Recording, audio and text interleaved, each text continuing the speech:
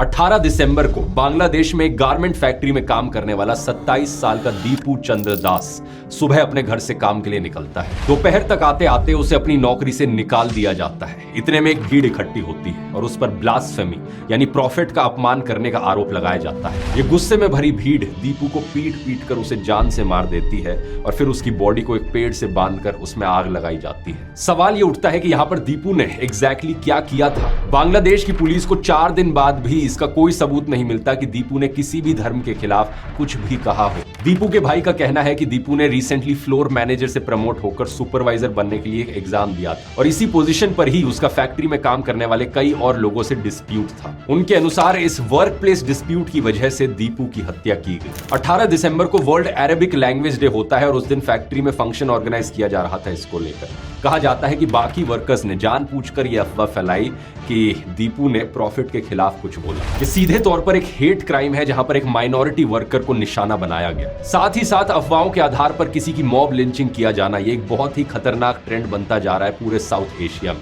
बांग्लादेश में ही नहीं बल्कि पाकिस्तान से भी ऐसी खबरें आई हैं, इंडिया से भी ऐसी बहुत खबरें आई हैं। चाहे आप 17 दिसंबर का ये केस देखो जहां पर केरला में एक माइग्रेंट वर्कर की मॉब लिंचिंग कर दी गई क्योंकि अफवाह फैली कि उसने चोरी करी थी, या फिर 2020 का फेमस पालघर केस जहां पर साधुओं की मॉब लिंचिंग कर दी गई क्योंकि अफवाह फैली थी कि वो चाइल्ड किडनैपर्स थे। लेकिन बांग्लादेश की स्पेसिफिकली बात करी जाए तो वहां लॉ एंड ऑर्डर का वैसे ही पिछले कुछ महीनों से बहुत बुरा हाल चल रहा है। 18 दिसंबर को ही बांग्लादेश के एक बड़े स्टूडेंट लीडर शरीफ उस्मान हादी की मौत हुई थी और उसके बाद बांग्लादेश में एंटी इंडिया प्रोटेस्ट शुरू हो गए थे। हादी असल में 2024 में शेख हसीना के खिलाफ हुए प्रोटेस्ट में एक बड़ा फेस रहा था और उसके भाषण अक्सर इंडिया के खिलाफ रहते थे। 12 दिसंबर को कुछ अनजान अटैकर्स ने ढाका में इसे गोली मार दी और 6 दिन बाद इसकी मौत हो गई। इसकी मौत के बाद बात उठी कि हादी के किलर्स इंडिया भाग गए हैं, इसी वजह से एंटी इंडिया प्रोटेस्ट भड़क गए। कुछ दिन बाद ये प्रोटेस्ट इस लेवल तक पहुंच गए कि नारे लगने लगे, जो इंडिया हसीना को बचाता है उस इंडिया को तोड़ दो। जबकि सच बात यह है कि बांग्लादेश की अथॉरिटीज ने अभी तक कंफर्म नहीं किया है कि अटैकर्स भागकर सही में इंडिया आए भी है या नहीं। इसके अलावा राजशाही में इंडियन कॉन्सुलेट पर हमला किया गया। इस वायलेंट भीड़ ने मीडिया को भी नहीं छोड़ा। बांग्लादेश के 2 सबसे बड़े अखबार डेली स्टार और प्रथम आलो, इनके ऑफिस पर भी आग लगाई गई। इन 2 हत्याओं की वजह से सिचुएशन इतनी बिगड़ चुकी है कि इंडिया बांग्लादेश रिलेशंस आज अपने लोएस्ट पॉइंट पर पहुंच गए हैं। 21 दिसंबर को इंडिया ने बांग्लादेश में अपनी वीजा सर्विसेज सस्पेंड कर दी। अगले ही दिन बांग्लादेश ने दिल्ली में अपनी वीजा सर्विसेज बंद कर दी। असल में बात यह है दोस्तों कि बांग्लादेश में अभी इंटरिम सरकार है और नई सरकार चुनने के लिए 12 फरवरी को इलेक्शंस होनी है। अगर आपको यह जानना है कि